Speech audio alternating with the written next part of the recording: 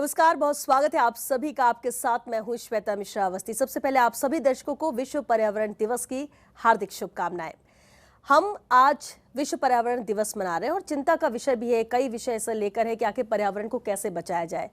लेकिन जिस तरह से हर साल इसकी थीम होती है, और इस बार की अगर मैं थीम की बात करूं, प्रकृति से प्रेरित जलवायु के लिए, हमारे भविष्य के लिए, ये इस बार पर्यावरण दिवस की थीम है।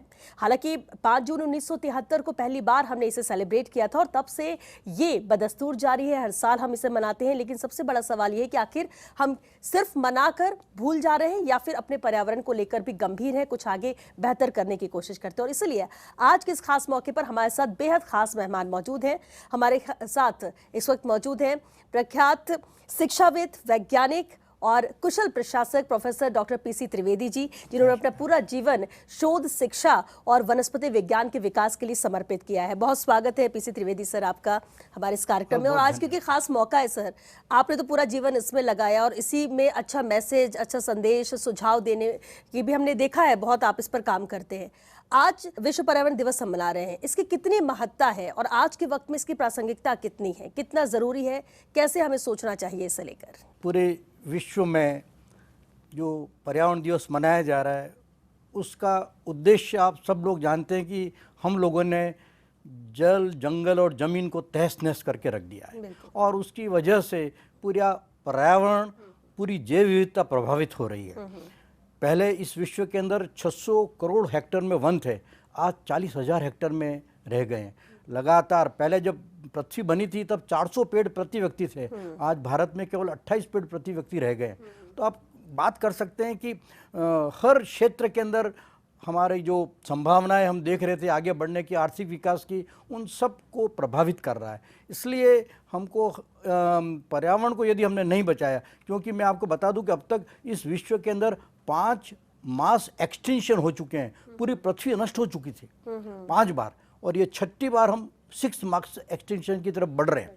और उसकी गति बहुत ज़्यादा हो रही है क्योंकि क्लाइमेट चेंज हो रहा है। और ये जो पहले 5 एक्सटिंक्शन हुए थे वो प्राकृतिक कारणों से हुए थे, उल्का गिरने, कोई और चीज़ों की वजह से। लेकिन ये 6ठा मास एक्सटिंक्शन जो होने वाला है उसका मूल कारण मानव की वजह से है, जिसने कि पर्यावरण को तहस नहस करके रख दिया। और सर हम देखते भी मौसम का मिजाज भी बदलता रहता है, कभी बहुत तेज बारिश, बाढ़ के हालात बन जाते हैं, कहीं पर सूखा पड़ा रहता है। इसे कैसे देखते हैं आप? क्योंकि हम सोचते हैं कि अभी ये सूखा है, अभी बारिश है, फिर वापस अपने ही रोजमर्रा की जिंदगी में खो जाते हैं। लेकिन ये भविष्य के मद्देनजर कितना नुकसानदायक होने वाला है, कैसे इसे लेकर आमजन जागरूक हो सकता है? ये बहुत अच्छी बात आपने पूछी है, क्योंकि जलवायु परिवर्तन से क्या हो रहा है कि हमारे पूरे वातावरण के अंदर ग्रीन हाउस गैसेस बहुत बढ़ रही हैं। कार्बन डाइऑक्साइड और मीथेन की मात्रा बहुत बढ़ने से ग्लोबल वार्मिंग हो रहा है, तापमान बढ़ रहा है। लगातार तापमान बढ़ने से ग्लेशियर पिघल रहे हैं, समुद्र की सतह बढ़ रही है, और जो और जीव जंतु हैं जो किसी निश्चित तापमान पर वृद्धि करते थे उनके लिए अब वो उपयुक्त नहीं रहा। उसकी वजह से वो सब नष्ट हो रहे हैं, एंडेंजर्ड हो रहे हैं। कहीं प्लांट्स और एनिमल्स रेड डेटा बुक के अंदर उनका नाम आ रहा है क्योंकि वो समाप्त प्राय से हो रहे हैं। तो उन सब को बचाने के लिए यदि हम अभी से लगातार पूरे विश्व के लोग, क्योंकि लगातार आपने देखा कि पहले आपने अभी जिक्र किया 1972 में स्टॉकहोम सम्मेलन हुआ था, जहां हमारी प्राइम मिनिस्टर इंदिरा गांधी उस समय थी, वो गई थी। फिर 1992 में ब्राज़ील के अंदर रियो डी जेनेरियो में सम्मेलन हुआ, और प्रतिवर्ष अब फ्रांस में हुआ था अभी लेटेस्ट। इन सब सम्मेलनों के अंदर यही बात हो रही है कि किस तरह से पर्यावरण को बचाया जाए। लेकिन हम देखते हैं कि वास्तविकता में जो समाधान होना चाहिए वो नहीं हो पा रहा है, और उसकी वजह से आज हर रोज़ देखते हैं, जैसे राजस्थान के अंदर क्या अभी लगातार हीट वेव के अंदर जो बात आई, तो विश्व के सबसे गर्म शहरों में हमारे देश के 15 शहर थे। तो आप कल्पना कर सकते हैं कि जो स्थितियाँ बन रही हैं, और पेड़ हैं, पौधे हैं, जीव जंतु हैं, हम तो अपने घरों में एसी में बैठ भी सकते हैं, लेकिन उनके लिए तो कोई वातावरण ऐसा मिल नहीं रहा है। इस क्लाइमेट चेंज की वजह से, जैसे कि आपने पौधों की बात की या पक्षियों की बात की, इनकी प्रजातियां भी खत्म हो रही हैं। तो अब इस पर विराम, हम समझ तो रहे क्या कुछ हो रहा है, लेकिन इसे कैसे रोके, क्या किया जा सकता है? पहली बात तो ये है कि जैसे ये वैज्ञानिकों ने अलग अलग मत है। कई लोग तो ये कह रहे हैं कि 10 जातियां प्रतिदिन नष्ट हो रही हैं। और आप कल्पना करें कि आज कोई प्लांट है, उसकी जाति नष्ट हो रही है और वो एड्स या कैंसर का इलाज करता है, लेकिन वो तो नष्ट हो रही है। आप जीव जंतुओं की बात करते हैं जो बोल नहीं सकते, बता नहीं सकते, लेकिन उनके लिए क्या स्थितियाँ हो रही है, टाइमिंग ऑफ रिप्रोडक्शन। ये जो ऑर्गेनिज्म है, ह्यूमन का अलग है, मैमल्स का, लेकिन इनका टाइम फिक्स होता है, उसी समय वो रिप्रोडक्शन करते हैं। लेकिन वो उस समय तापमान बढ़ गया, उनका वो रिप्रोडक्शन का टाइम खत्म हो गया। अभी आपने सुना होगा, अखबारों में आया था कि इस बार अर्ली फ्लावरिंग हो गई एप्पल के ट्री के अंदर, शिमला के अंदर। और अर्ली फ्लावरिंग होने से उसको जो इंसेक्ट और जो दूसरे जीव जंतु उस पर निर्भर थे, उनका भोजन समाप्त हो गया, क्योंकि वो अर्ली सब चीज़ हो गई। तो इसी तरह से ब्रीडिंग कईयों का जल्दी होता है, कईयों से लेट हो रहा है। माइग्रेशन पैटर्न बदल गया, पहले बर्ड्स आती थी अपने केवला देवी में, अब टाइम से नहीं आती है। तो ये सब चीज़ें जो परिवर्तन हो रहे हैं जीव जंतुओं पर, तो बहुत ज़्यादा प्रभाव हो रहा है, क्योंकि उसका संरक्षण के लिए हम उपाय कर ही नहीं पा रहे। प्लास्टिक प्रदूषण भी हम कह सकते हैं वैश्विक स्तर पर चुनौती बनकर रह गई है, इसके ठोस कदम क्या उठाए जाने चाहिए? नहीं, पहले तो मैं ये आपको बताना चाहूँ कि 40 लाख टन प्लास्टिक हर रोज निकल रहा है विश्व के अंदर। पूरे वर्ल्ड आप एक कल्पना करो कि एक जो प्लास्टिक की बोतल हम यूज़ कर रहे हैं, उसको डिग्रेड होने में 500 साल लगते हैं, सिंपल प्लास्टिक की बोतल को। तो आप कल्पना करो, तो हम क्या सिंगल यूज़ प्लास्टिक यूज़ कर रहे हैं, और उसकी वजह से बेतहाश प्लास्टिक वातावरण में आ रहा है। एक और इसके साथ जुड़ी हुई बात है कि प्लास्टिक कई तरह के प्रदूषण कर रहा है। जल के अंदर, समुद्र के अंदर प्लास्टिक डाला जा रहा है, उन प्लास्टिकों को वहाँ की मछलियाँ और जीव खाते हैं और वो मर जाते हैं। ज़मीन के अंदर हम प्लास्टिक डाल रहे हैं, वो डिग्रेड नहीं होता और ज़मीन की उर्वरता को कम कर रहा है। हम उसको जलाते हैं तो जहरीली गैसें निकलती है जो हमारे लिए हानिप्रद हैं। माइक्रो प्लास्टिक, एक बहुत बड़ी बात बता रहा हूँ मैं आपको। आजकल क्या हो रहा है कि आप कहीं भी किसी थर्डी पेयर कहीं चले जाओ, तो आपको थैली के अंदर चाय भेजते हैं और उसके अंदर माइक्रो प्लास्टिक निकलता है, और हमारी बॉडी के अंदर माइक्रो प्लास्टिक जा रहा है जो हमको पता ही नहीं है। और अभी 4 दिन पहले न्यूज़ आई थी कि ये माइक्रो प्लास्टिक का थक्का ब्रेन के अंदर मिला, कई तरह की बीमारियां उत्पन्न कर रहा है, जो लोगों को पता ही नहीं है कि किस तरह से प्लास्टिक नुकसान कर रहा है। अब उसके उपाय क्या है कि सिंगल यूज़ प्लास्टिक को तो बैन कर देना चाहिए। बैन किया हुआ भी है, लेकिन वो इफेक्टिव लागू नहीं हुआ है अपने आप।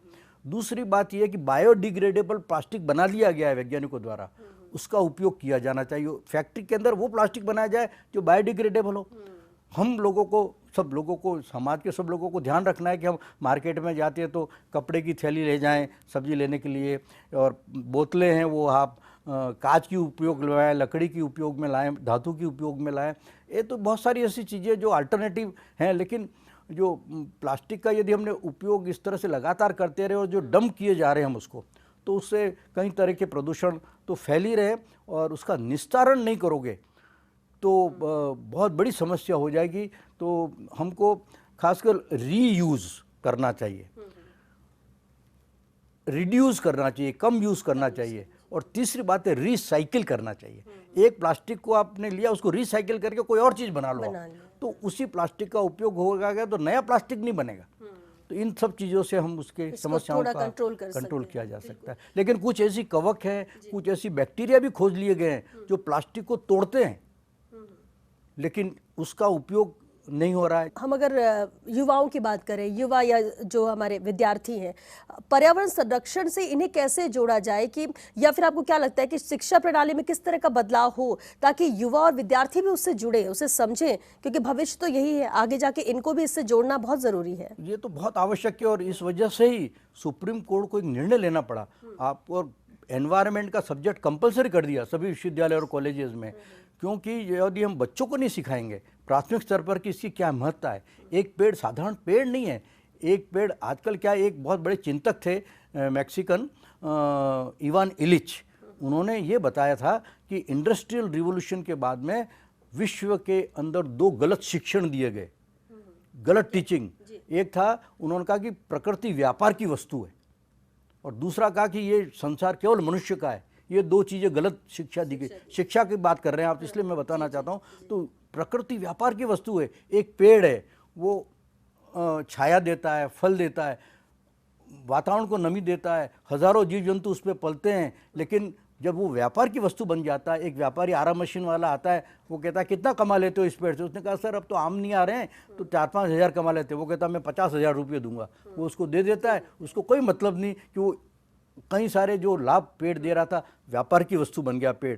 गंगा का पानी है, कितना क्यूसेक वाटर देता है, कितनी बिजली पैदा करेगा। हम प्रकृति को व्यापार से तोड़ रहे हैं, कॉमोडिटी बना दिया उसको। दूसरा, केवल मनुष्य संसार में केवल ये प्रकृति या जो हमारी पृथ्वी है केवल हमारी नहीं है, यहाँ इतने सारे जीव जंतु हैं, एक दूसरे पर डिपेंडेंट है, पूरा पारिस्थितिकी तंत्र है, फूड वेब है, एक दूसरे पर सब डिपेंडेंट है। और यदि उसको आपने तहस नहस कर दिया तो आप उसका परिणाम भुगत रहे हैं हम सब लोग। कहते हैं कि नेचर से, इन्वायरमेंट से ही सब कुछ है।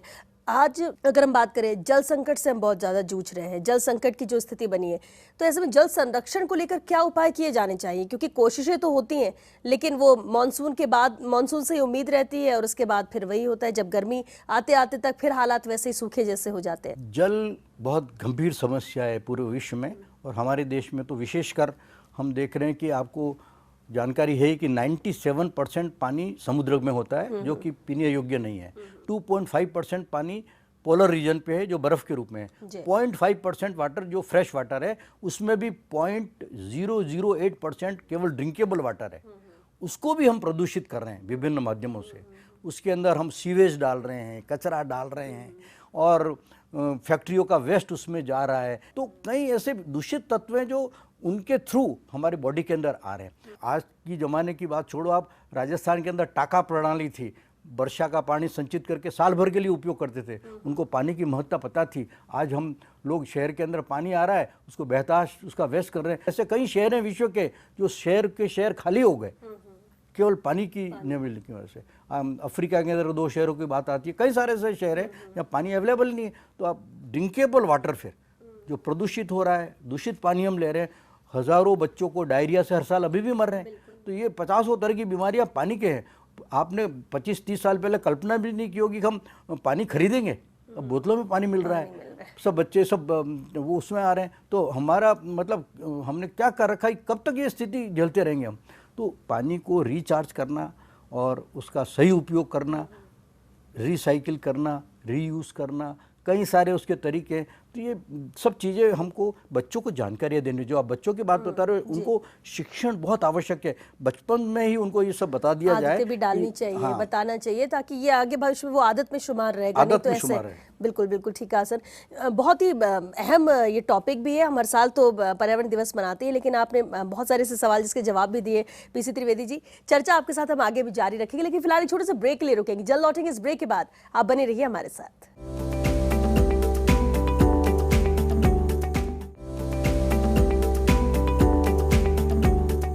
ब्रेक के बाद एक बार फिर आप सभी का बहुत स्वागत है। हम वर्ल्ड एनवायरनमेंट डे पर बात कर रहे हैं और हमारे साथ एक्सपर्ट मौजूद हैं doctor PC Trivedi ji. Sir, एक बार फिर बहुत स्वागत है आपका। पर्यावरण पर हम बात कर रहे हैं, लेकिन अगर राजस्थान के लिहाज से बात करें, यहाँ पर जिस तरह की समस्याएं देखने को मिल रही हैं, हम क्योंकि अरावली के मद्देनजर बात करें, गोडावड़ पक्षी जो बिल्कुल अब नदारद होते जा रहे हैं, कहीं पर पानी की बहुत ज़्यादा समस्या है, कहीं सूखा है, कहीं हरियाली की ज़रूरत है। ये जो हम बात करते हैं या फिर जो स्थिति बनी हुई है, उसे कितना गंभीरता से हमने, क्योंकि वैसे भी पूरे देश में मशहूर है कि राजस्थान में ज़्यादातर सूखा पड़ता है, ज़्यादा वहाँ पर जल संकट है, और कई ऐसे क्षेत्र हैं जहाँ पर है ऐसी स्थिति। राजस्थान का जो north east area, west area है, वो तो पूरा मरुस्थल का क्षेत्र है, और वहाँ पर इन दिनों में भी बाड़मेर, जैसलमेर, उस साइड पे 50 डिग्री तक टेम्परेचर चला जाता है। लेकिन हम देख रहे हैं कि उसकी वजह से वहाँ पर जो जैव विविधता थी पहले वाली, वो धीरे धीरे उसका क्षरण हो रहा है। खासकर अभी जैसा आपने गोडावण पक्षी जो कि हमारा राज्य पक्षी है, उसकी बहुत कम संख्या रह गई है। और उसका कारण ये है कि उसका जो हैबिटेट था, जो उसको वातावरण था बढ़ने के लिए, वो समाप्त हो गया। बिजली के तारों की वजह से वो मर गए। और अब क्या है कि राज्य सरकार ने जो डेजर्ट नेशनल पार्क जैसलमेर में बनाया है, वहाँ पर गोडावण प्रोजेक्ट चल रहा है और उसका संवर्धन की बात चल रही है। वहाँ कैप्टिविटी में ब्रीडिंग हुई, और अभी कुछ दिनों पहले खबर आई थी कि कुछ नए गोडावण में पैदा भी वो कर चुके हैं। तो इस तरह से उसको बढ़ावा दिया जाना चाहिए, संरक्षण किया जाना चाहिए, और उनको जो वातावरण चाहिए था उसको दिया जाना चाहिए। दूसरी जो बहुत बड़ी बात राजस्थान के संदर्भ में है, वो अरावली है।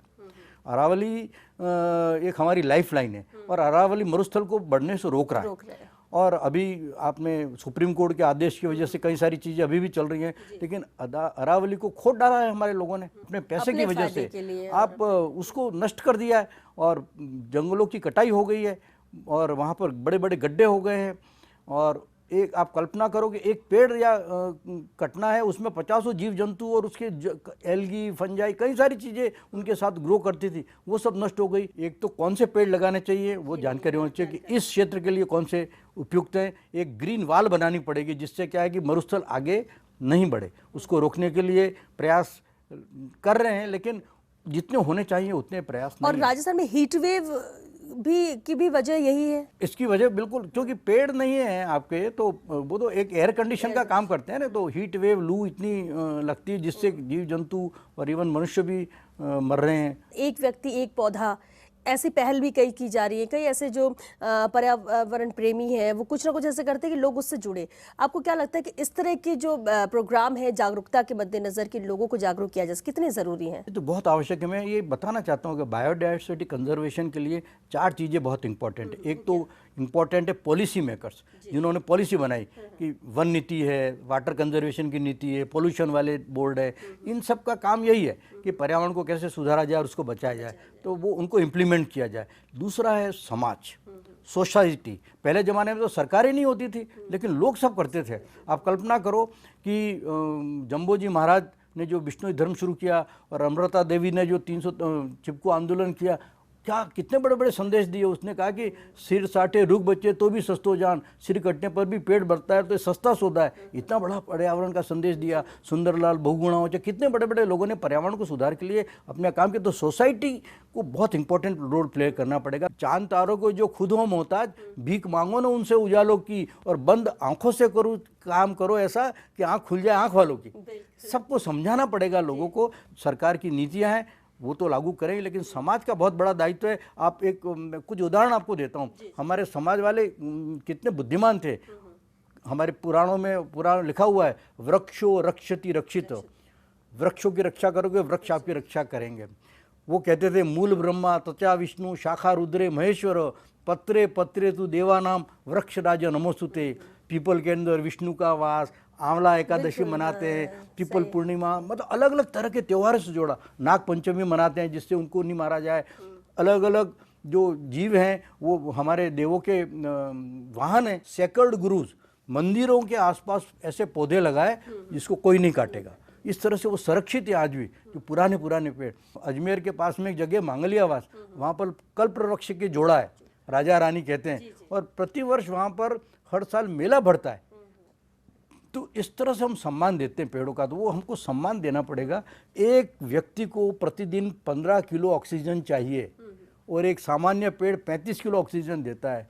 आप कल्पना करो, पंचवटी के अंदर 5 पेड़ की बात आती थी। 3 kg ऑक्सीजन एक पेड़ देगा, तो 5 पेड़ लगाओ, 15 किलो आपको ऑक्सीजन मिलेगी। सबसे बड़ी समस्या आपने यहाँ क्या है कि पेड़ आपने लगा दिया लेकिन उसको मेंटेन कोई नहीं करता। लाखों पेड़ लगाए जाते हैं हर साल बारिश के दिनों में। सरकार की तरफ से भी कितने लाखों 10 लाख बड़ा टारगेट लेकर और लगाया जाता है, लेकिन होता क्या है उन पौधों का, या कितने सफल हो पाए? तो उसके लिए एजुकेशनल इंस्टीट्यूट, मेरा अभी सुझाव ये भी है कि पंचायत स्तर पर हर स्कूल के अंदर इस तरह के ग्रीन रूल्स बनाने चाहिए, जहाँ पर पेड़, और बच्चा जब तक पढ़े वहाँ पर लगाए। इवन मैं तो यूनिवर्सिटी वालों को भी कहता हूँ कि जो बच्चा PhD करने आता है उसको को तू पेड़ लगा जब तेरा रजिस्ट्रेशन होता है, और जब तू PhD सबमिट करके जाए तो 3 साल तक वो पेड़ अच्छा बड़ा हो जाएगा, तो तेरा नाम भी उस पर लिखा हो, जिससे 10 साल बाद विश्वविद्यालय में देखे मेरे द्वारा लगाया गया। अगर मानिए अगर प्रकृति बोलती होती तो आपको क्या लगता है वो आज मानव से क्या बोलती? मैं तो अपना कर्तव्य कर रही थी, तुमको सब चीज़ दे रही थी, लेकिन तुम्हारी तृष्णा ने पूरे नेचर को नष्ट कर दिया। महात्मा गांधी कहते थे, nature has given enough to fulfil our need but not to fulfil our greed. Mahatma Buddha ने 2500 वर्ष पूर्व हमको बताया था मध्यम मार्ग के बारे में। 41वें दिन जब उनको इनलाइटमेंट हुआ तो उन्होंने कहा कि मनुष्य को दुखी जो हो रहा है उसका कारण तृष्णा है। आज आवश्यकता है सस्टेनेबल डेवलपमेंट की, धारण विकास। जो हमारी आवश्यकताएं तो पूरी हों, लेकिन आने वाली जनरेशन की भी आवश्यकताओं का ध्यान रखा जाए। आज हम पृथ्वी से जितना दोहन कर रहे हैं, आप कल्पना करो गत 50 साल में जितना हमने इस पृथ्वी का दोहन किया है उतना गत 5000 सालों में नहीं हुआ।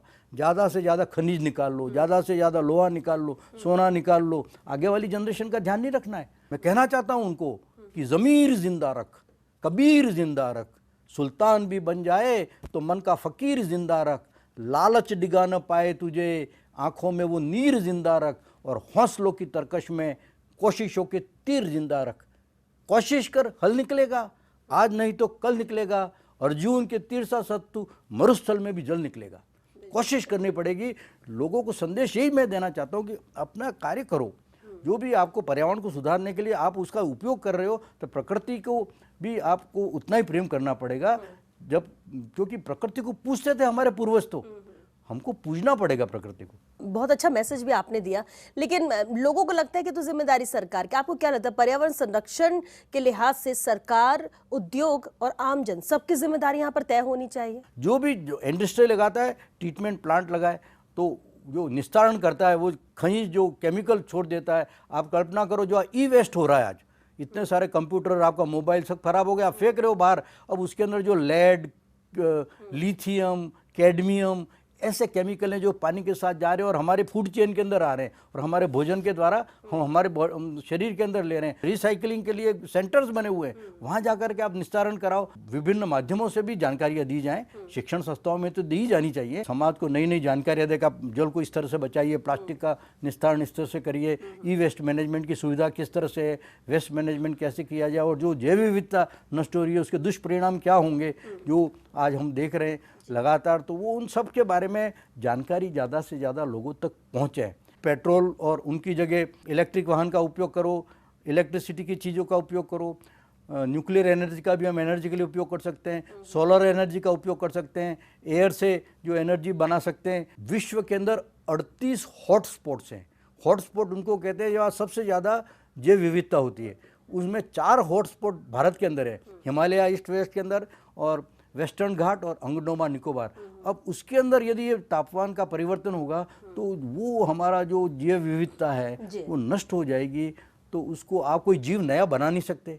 जो नष्ट हो गया वो तो नष्ट हो गया हमेशा के लिए।